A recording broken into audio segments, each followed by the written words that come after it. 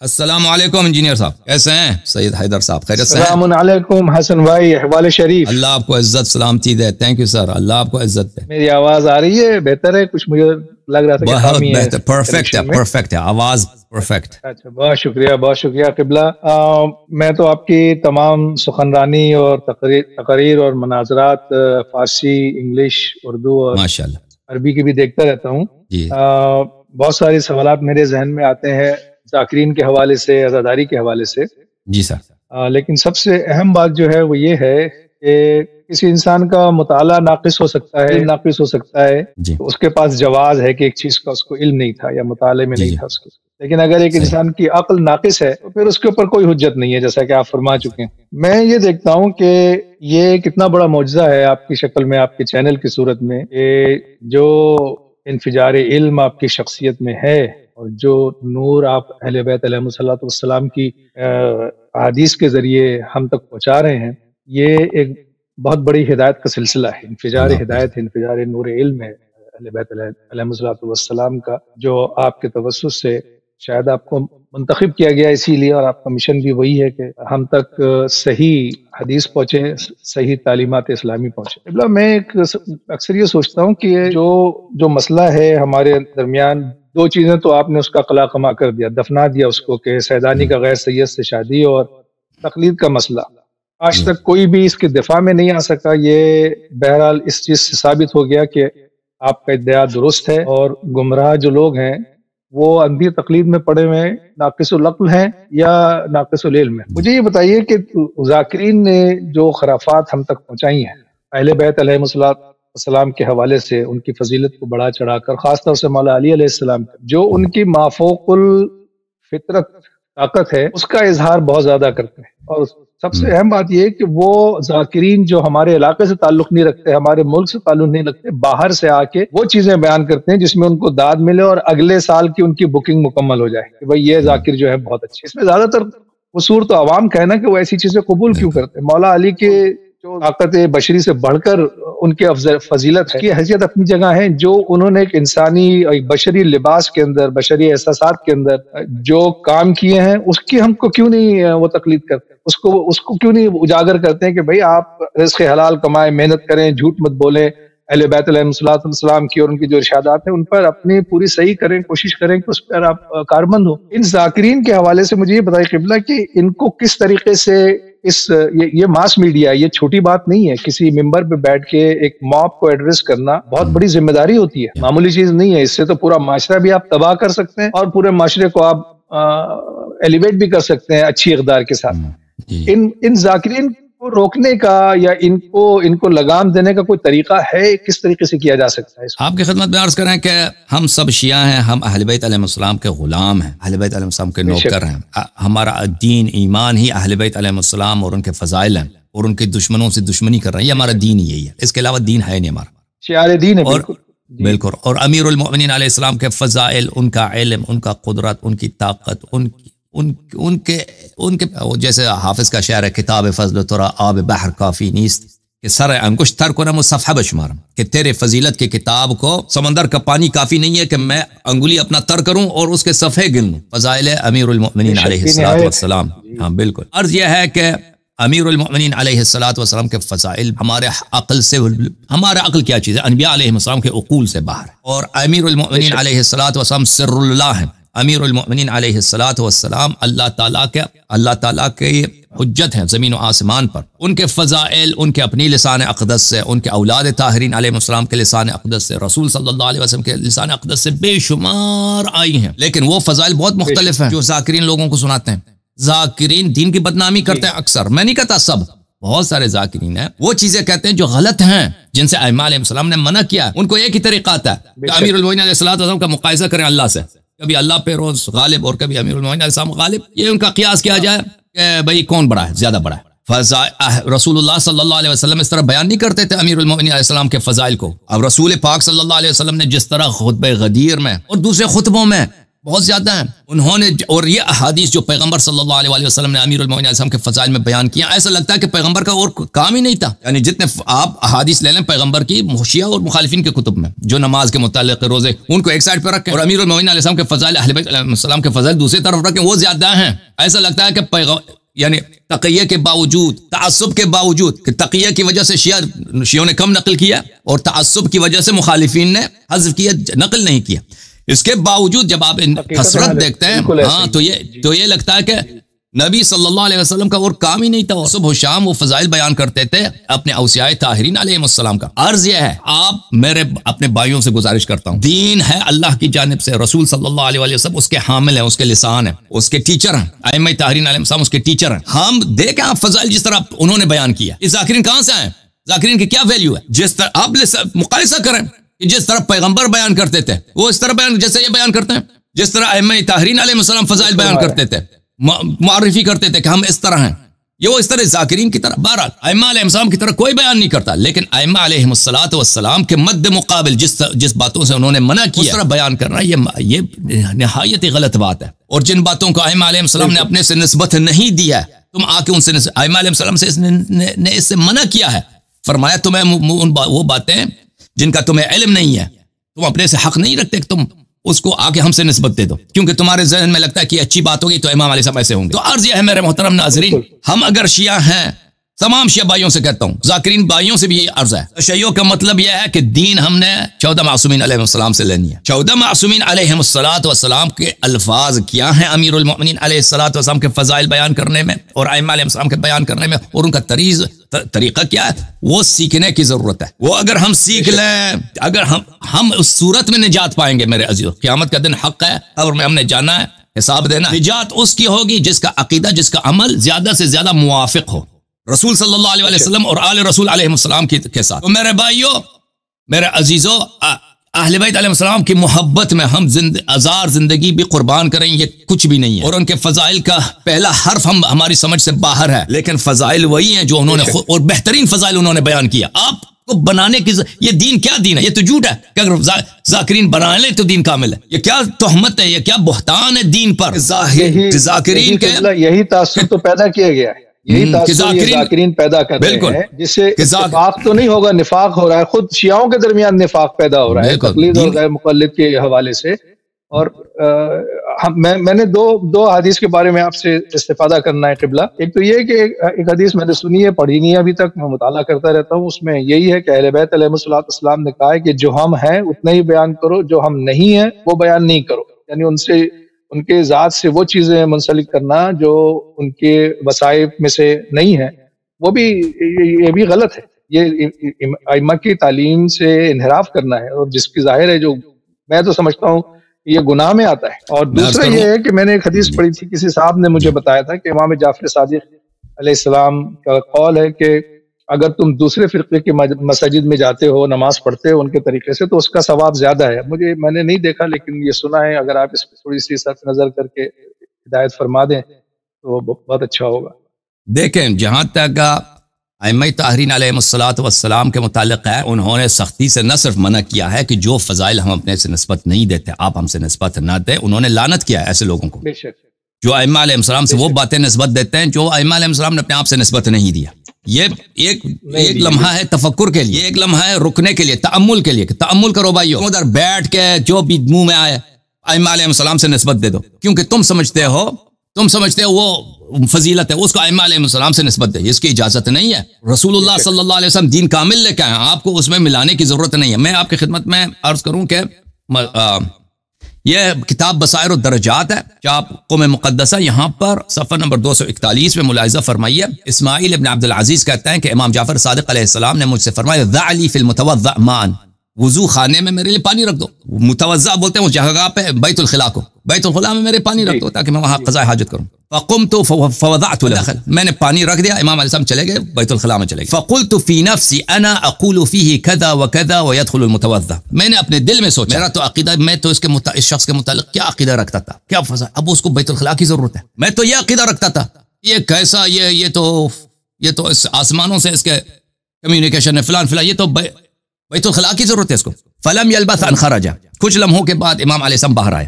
قال یا اسماعیل ابن عبد العزیز لا ترفع البناء فوق طاقت آنا فینہدم، فرمایا کہ ہمارے متعلق اپنا عقیدہ ایسا نہ بناؤ کہ پھر وہ عقیدہ ایک وقت منہدم ہو جائے، حق سے باہر ایسا عقیدہ نہ بناؤ کہ وہ عقیدہ ایک وقت منہدم ہو جائے. اجعلونا عبیدا مخلوقین فقولوا فینا ما شئتم، ہمیں عبد مخلوق سمجھ لو کہ ہم عبد ہیں، مخلوق ہیں اللہ کے، پھر ہمارے فضائل جو ہم نے بیان کیے اس جو بیان کیے وہ بتاؤ لوگوں کو. میں ایک اور حدیث آپ کو دکھاؤں، ایک اور حدیث واضح حدیث کی قبلہ، اس میں تب کوئی اشکال ہی باقی نہیں رہ جاتا نا. جی ایک اور حدیث آپ کی خدمت میں عرض کروں. یہ کتاب اصول کافی جزء اول چاپ دار الکتب الاسلامیہ میں حضرت امام محمد باقر علیہ السلام اپنے بھائی زید ابن علی ابن الحسین علیہ السلام سے گفتگو کر رہے ہیں. یہ صفحہ نمبر 356 ہے، حدیث نمبر 16 ہے. یہ بہت ہی اہم حدیث ہے. اس کے آخر میں طویل حدیث ہے، وہ اپنے بھائی کو خروج کرنے سے اور بنی امیہ کے خلاف جہاد کرنے سے منع کرتے ہیں. پھر آخر میں کہتے ہیں اللہ بیننا و بین من ہتک سترنا و جحد حقنا، کیونکہ ان کو خبر دی کہ تم اگر جاؤ گے تو تم شہید ہو جاؤ گے، قتل کیے جاؤ گے. تو فرمایا کہ اللہ حساب لے گا، ہمارا حساب لے گا ان لوگوں سے جو ہماری حرمت کو توڑتا ہے. جحد حقنا، جنہوں نے ہمارے حق کا انکار کیا ہے. و افشا سرنا، جن لوگ اور وہ جو لوگ جو ہمارے اسرار کو افشا کرتے ہیں، تقیہ کا مراد نہیں کرتے. ونسبنا الی غیر جدنا، اور جو لوگ آ کر ہمیں کہتے ہیں کہ یہ فرزند رسول نہیں ہے صلی اللہ علیہ وسلم، نستجیر باللہ، ہمارا ہمیں یہ بھی انکار کر، اللہ تعالیٰ ان کو ان سب کا حساب لے گا. اور پھر کا فرمایا وقال فینا ما لم نقلہ فی انفسنا، اور اللہ تعالیٰ حساب لے لعنت کرے ان لوگوں کو جو ہم سے وہ بات، وہ فضائل نسبت دیتے ہیں، وہ بات جو ہم نے اپنے آپ سے نسبت نہیں دی، ٹھیک ہے نا، نسبت نہیں دی. تو میرے محترم ناظرین، اہل بیت علیہم الصلوۃ والسلام سے نہ صرف یہ منع ہے آپ ان سے وہ بات نسبت نہیں دے سکتے جو انہوں نے خود اپنے لیے اظہار نہیں کیا ہو، بلکہ اللہ اہل بیت علیہ السلام نے لعنت کیا اس افراد کو. بلکہ دین یہی ہے کہ بھئی آپ دین میں اپنے آپ سے کچھ نہ بناؤ، جیسے ہم کہتے ہیں نا کہ مخالفین نے فلان چیز بدعت اپنے آپ سے داخل کی، ہمیں بھی اجازت نہیں ہے. اچھا، اب یہ آپ کا پہلا سوال. دوسرا سوال جو آپ نے پوچھا تھا کس کے متعلق تھا؟ کہ امام جعفر صادق علیہ السلام کی طرف کس نے حدیث منسوخ کی ہے کہ آپ اگر غیر دوسرے اثناء شریف فرقے سے ہٹ کے دوسرے میں جا کے نماز پڑھتے ہیں تو اس کا ثواب زیادہ ہے. نہیں وہ ایسے عام حالات میں نہیں ہے، وہ تقیہ کی صورت میں کہ جو شخص تقیہ کرتا ہے اگر وہ جا کے نماز پڑھے اپنے محلے کے مسجد میں تو اس کی بڑی ثواب ہے. وہ تقیہ کا ثواب ہے، نماز پڑھنے کا ثواب نہیں ہے. وہ احادیث بہت زیادہ ہیں، اس طرح عام حالات میں نہیں ہے. مثلا ایک آدمی ٹورنٹو میں رہتا ہے نا یا لاس اینجلس میں رہتا ہے، ثواب یہ ہو کہ وہ مخالفین کے مسجد، اس کے لیے نہیں ہے. وہ اس شخص کے لیے ہے. امام جعفر صادق علیہ السلام کے زمانے میں ایسے شیعہ بہت تھے جو لوگ مثلا اپنے قبیلے میں رہتے تھے اور وہ شیعہ ہو جاتے تھے، قبیلہ والوں کو پتہ بھی نہیں ہوتا تھا کہ یہ شیعہ ہو چکا ہے. تو امام علیہ السلام نے ان کی فضیلت بتائی ہے. تم اگر اپنے محلے کے مسجد میں جا کے نماز پڑھو، ان کے طریقے پہ پڑھو تو اس کی بڑی ثواب ہے. یہ روایات زیادہ ہیں. یہ ایسے ہی ایسے ابتدان نہیں ہے کہ بھئی آپ شیعہ ہیں، آپ کے محلے میں مسجد ہے، اس کو چھوڑ کے آپ دوسروں کی مسجد میں چلے، اس کی نہیں ہے. وہ اس صورت میں ہے انسان ایک گھرانہ ہے مثلا، باقی سب مخالفین کے ہیں، تو اس حالت میں اگر وہ تقیہ کرتا ہے تو اس تقیہ کی بڑی ثواب ہے. ان کے مسجد میں جا کے نماز پڑھتا ہے اس کی بڑی ثواب ہے. وہ تقیہ کا ثواب ہے، نہ کہ ان کی جماعت کی ثواب، نہ کہ ان کے امام جماعت یا ان کی مسجد کی فضیلت. نہیں، آپ نے وضاحت فرما دی. جی آپ نے وضاحت فرما دی، سمجھ میں آ گئی. قبلہ یہی ہے، کیونکہ دیکھیے مسئلہ یہ ہے کہ ان ذاکرین کا جو ایک نتیجہ برآمد ہوا وہ یہ ہے کہ انہوں نے شیعوں کو کتاب سے دور کر دیا ہے. جی ہم صرف اور صرف مجالس کے اوپر، تقاریر کے اوپر انحصار کرتے ہیں. ہمارے اندر جو ایک یہ خواہش ہونی چاہیے کہ ہم امام کی حدیث اور ان کی کتابیں خود اپنے آنکھوں سے پڑھیں اور اس کو سمجھیں تاکہ ہم کو صحیح اور غلط کا اندازہ ہو سکے، شر و خیر کا اندازہ ہو سکے. سارا تکیہ انہی ذاکرین کے اوپر ہے، جو وہ بیان کر دیں ہم تسلیم کر لیتے ہیں اس کو اور اس پر عمل کرتے ہیں، جس کی وجہ سے ظاہر ہے ہم صحیح راستے سے ہٹ گئے. وہ راستہ نہیں ہے جو ہونا چاہیے جو ائمہ نے. بہرحال خیر، آپ نے وضاحت فرما دی. قبلہ بہت شکریہ. میں ایک بات اور عرض کرنا چاہوں گا کہ انبیاء علیہ السلام آئے، معجزات لے کر آئے، لوگ پھر بھی ایمان نہیں لائے. دریا چیر دیا، آگ بجھ گئی، اور بہت سارے ایسے دیے معجزات دکھائے، لیکن ایمان نہیں لانے والے ایمان نہیں لائے. معجزات ہم کیسے سمجھتے ہیں یہ بھی ایک الگ چیز ہے. آج کے دور میں جو معجزہ ہے وہ یہ ہے کہ میں جس حوالے سے دیکھتا ہوں نا، وہ یہ ہے کہ ہم تک اب راز کھل رہے ہیں، حقیقت ہم تک واضح ہو رہی ہے. اللہ نے ایک ذریعہ، ایک واسطہ، ایک توسل پیدا کیا ہے آپ کے چینل سے، آپ کے علم کے پس منظر کے حوالے سے. تو یہ ہمارے لیے بہت بڑی فکر اور غور کرنے والی ایک جہت ہے جس پہ ہمیں سوچنا چاہیے کہ حسن اللہ یاری، میں تو یہ سمجھتا ہوں کہ یہ پورے ملت اسلامیہ پہ ایک احسان ہے آپ کا. پچھلے 15 سال سے آپ عربی زبان میں بڑے بڑے مشائخ اور علماء سے آپ مناظرات کر چکے ہیں. کوئی بھی ایک سوال کے آپ کا جواب نہیں لا سکا آج تک. میں نے عربی تقریر بھی سنی ہے، فارسی بھی سنی ہے. الحمدللہ فارسی میں بولتا ہوں، سمجھتا ہوں، اور اردو زبان. انگلش زبان میں آپ جس انداز میں تقریر فرماتے ہیں بہت ہی ایلیکوینٹ اور بہت ہی انوائنٹنگ اور بہت ہی پاورفل ہوتی ہے. اور ظاہر ہے یہ اللہ کی آپ میں توفیق ہے، ائمہ علیہ الصلوۃ والسلام کا آپ پر کرم ہے اور ان کا لطف ہے. دوسری بات میں یہ کرنا چاہوں گا کہ جب یہ ساری چیزیں آپ واضح کر دیتے ہیں تو اہل تشیع کو خاص طور سے اس پر غور کرنا چاہیے، سمجھنا چاہیے. آپ اپنی تقریر میں اکثر کرکٹ کا حوالہ کرتے ہیں. قبلہ کرکٹ پتہ نہیں آپ دیکھتے ہیں یا نہیں دیکھتے ہیں، لیکن اب کرکٹ میں جو متنازعات فیصلے ہوتے تھے LBW کا، کاٹ بیہائنڈ کا، وہ ختم کر دیا انہوں نے. وہ ایک تھرڈ امپائر آ گیا ہے نا. اچھا، اب وہ اس کو جب ریپلے کرتے ہیں تو آپ کے پاس کوئی گنجائش نہیں ہے. آپ جو کام کر رہے ہیں، آپ کا جو چینل ہے، you are the third umpire in this whole environment. اللہ نے آپ کو یہ اعزاز بخشا ہے کہ آپ جس طریقے سے وہ ریپلے کر رہے ہیں نا ساری چیزیں، کہ بھئی یہ دیکھو یہاں غلطی ہوئی تھی، یہ ہے. اب اس کے اوپر کوئی اعتراض تو کر نہیں سکتا. آپ نہیں مانیں گے تو ایک الگ بات. بے شک آپ ایسے ہی کام کر رہے ہیں، اور میری دعائیں ہیں آپ کے لیے، آپ کے خانوادے کے لیے، آپ کی ٹیم کے لیے، کہ اللہ اپنے حفظ و امان میں رکھے، صحت و سلامتی کے ساتھ، اور اس انفجار علم کو قائم و دائم رکھے. مولا آپ کو امام زمانہ کی زیارت سے مشرف فرمائے، طویل حیات دیں، صحت و سلامتی کے ساتھ انشاءاللہ. اور جو آپ کام کر رہے ہیں، میں سمجھتا ہوں مسلمانوں کے اوپر تو بہت بڑا احسان ہے، خاص طور سے اہل تشیع پر.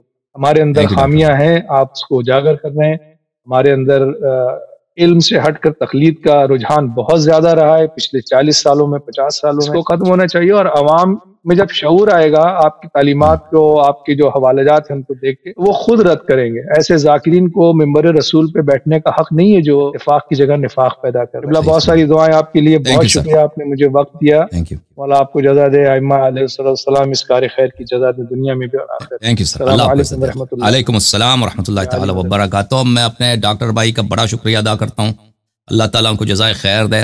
انہوں نے حقیر کی ذرہ نوازی فرمائی ہے. میں اس قابل نہیں ہوں جو الفاظ انہوں نے استعمال کیے ہیں. میں آپ سب کا خادم ہوں، یہ ان کا حسن ظن ہے.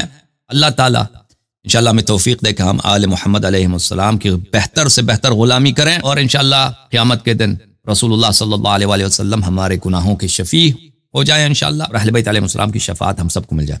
میرے محترم ناظرین، میں ایک اور حدیث آپ کو دکھاؤں. یہ کتاب الاصول من الکافیہ للکلینی رحمۃ اللہ علیہ. اس میں ملاحظہ فرمائیے، یہ جلد نمبر 2 ہے. اس میں آپ کو لے کے چلتا ہوں صفحہ نمبر 75. صفحہ نمبر 75 میں یہ حدیث ہے حضرت امام محمد باقر علیہ السلام سے. یا معشر الشیعہ، اے شیعہ لوگو، شیعة آل محمد كونوا أن مرقة الوسطى يرجع إليكم الغالي ويلحق بكم الطالي.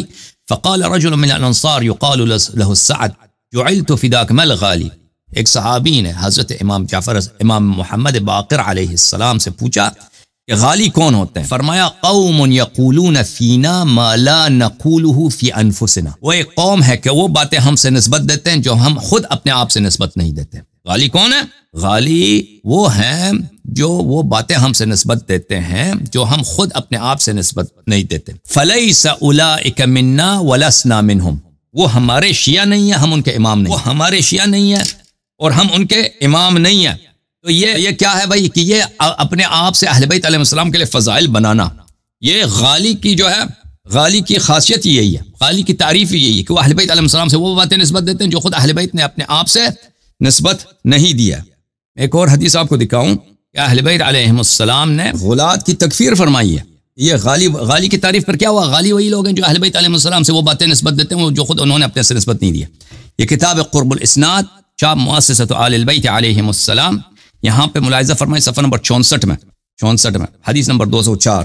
قال رسول اللہ صلی اللہ علیہ وآلہ وسلم صنفان لا تنالهما شفاعتی. 2 لوگ ہیں جن کو میری شفاعت نہیں پہنچتی. سلطان غشوم عسوف، سخت دل بے رحم بادشاہ. وغال فی الدین مارق منہ غیر تابع ولا نازع. وہ شخص جو دین میں غلو کرے اور دین سے غلو کی وجہ سے دین سے نکل جائے اور پھر کبھی توبہ نہ کرے اپنے غلط باتوں سے. آپ کی خدمت میں عرض کروں، یہ ملاحظہ فرمائیے کتاب توحید ہے شیخ صدوق رحمۃ اللہ علیہ کی، چاپ دار المعرفہ. حضرت ابو الحسن علی بن موسیٰ الرضا علیہ السلام 8ویں امام، مشہد والے امام، فرماتے ہیں الغلاة الذین صغروا عظمت اللہ عظمت اللہ، غالی وہ ہیں جنہوں نے اللہ کی تحقیر کی، انہوں نے ہمیں اللہ سے ملایا، اللہ کی صفات ہمیں دی ہے، یہ وہ لوگ ہیں جنہوں نے اللہ کی تحقیر کی، اللہ کی انہوں نے تصغیر کیا۔ فمن احبهم فقد ابغضنا، جو کسی غالی سے محبت کریں اس نے ہم سے دشمنی کیا۔ ومن ابغضهم فقد احبنا، اور جو غالی سے دشمنی کرے وہ اس نے ہم سے محبت کی۔ یہ غلو کوئی چھوٹا گناہ نہیں ہے میرے عزیزو، سب کفر کے اقسام میں، شرک کے اقسام میں سب سے شدید ترین بدترین جو کفر ہے وہ غلو کا کفر ہے۔ ومن والاہم فقد والانا عادانا، جو غلات سے محبت کرے وہ اس نے ہم سے دشمنی کیا۔ ومن عاداہم فقد والانا، اور جو ان سے دشمنی کرے اس نے ہم سے دوستی کی۔ ومن وصلہم فقد قطعنا، جو غلات سے نیکی کرے اس نے ہم پہ ظلم کیا۔ ومن قطعہم فقد وصلنا، اور جو غلات کے ساتھ برائی بدی کرے اس نے ہم سے نیکی کی۔ ومن جفاہم فقد برنا، جو غلات سے لاپرواہ ہو جائے اس نے ہم سے نیکی کی۔ ومن برہم فقد جفانا، اور جو غلات سے نیکی کرے، اچھا اس کا احترام کرے، نیکی کرے، کھانا کھلائے، اس نے ہم سے لا تعلقی کا اظہار کیا۔ ومن اکرمہم فقد اہاننا، جو غالی کا احترام کرے اس نے ہماری توہین کیا۔ ومن اہانہم فقد اکرمنا، اور جو غالی کو گالی دے، جو غالی کی توہین کرے اس نے ہماری عزت کیا۔ غلات کی توہین کریں، غلات کو ہمیشہ لعنت کیا کرو، غلات کی عزت نہ کرو۔ یاد رکھو یہ ائمہ علیہ السلام کا حکم ہے، جس نے اگر آپ نے کسی غالی کا اس لیے کہ اچھا ذاکر ہے بھائی اس کا یہ ماشاءاللہ ماشاءاللہ، تو آپ نے ائمہ طاہرین علیہ السلام کو گالی دیا، یاد رکھو۔ ومن قبلہم فقد ردنا، جو ان کا استقبال کرے، غالی کا استقبال کرے اس نے ہمیں رد کیا۔ ومن ردہم فقد قبلنا، اور جو غالی کو رد کرے اس نے ہمارا استقبال کیا، ہمیں قبول کیا۔ ومن احسن الیہم فقد اساء الینا، جو غالی کے ساتھ احسان کرے اس نے ہم سے بدی کی۔ ومن اساء الیہم فقد احسن الینا، جو غالی کے ساتھ برا عمل کرے اس نے ہم سے نیکی کی۔ ومن صدقہم فقد کذبنا، جو غالی کی تصدیق کرے اس نے ہمیں جھٹلایا۔ من کذبہم فقد صدقنا، اور جو غالی کو جھٹلائے اس نے ہماری تصدیق کی۔ ومن اعطاہم فقد حرمنا، جس نے غالی کو عطا کیا، مال دیا، اس نے ہمیں محروم رکھا ہے۔ ومن حرمہم فقد اعطانا، اور جو غالی کو محروم رکھے، کچھ نہ دے، اس نے ہمیں عطا کیا۔ یا ابن خالد من کان من شیعتنا فلا يتخذن منهم ولیا ولا نصیرا، جب اے خالد کے بیٹے، ہمارا جو بھی شیعہ ہے اس کو ہمارا حکم یہ ہے کہ کسی بھی غالی سے دوستی نہیں رکھنا، اس کو اپنا یار نہیں بنانا، اس کا احترام نہیں کرنا، اس کی عزت نہیں کرنا، اس کی نیکی نہیں کرنا، بلکہ اس کی توہین کرنا۔ یہ ائمہ طاہرین علیہ السلام کا فرمان ہے۔ سمجھ میں آ رہی نا بات آپ کو؟ اچھا اب کالر لیتے ہیں بھائی، لیکن شیعوں کو تو پرواہ ہی نہیں ہے نا پاکستان کی، کیونکہ پاکستان کے معافی کے ساتھ اکثر شیعہ خود غالی، یعنی شیعوں کے بہت بڑی تعداد غالی ہے، ان کے عقائد صحیح نہیں، لیکن ان بیچاروں کو پتہ نہیں ہے نا، ان کو غالی بنایا جا چکا ہے، ان کو خود پتہ نہیں ہے، یہ سمجھتے ہیں کہ تشیع یہی ہے۔ تشیع یہ نہیں ہے کہ جو منہ میں آئے وہ کہہ دو، جو ذہن میں آئے اس کو نسبت دے دو اہل بیت علیہ السلام سے، جو اہل بیت علیہ السلام نے بتایا وہی دین ہے۔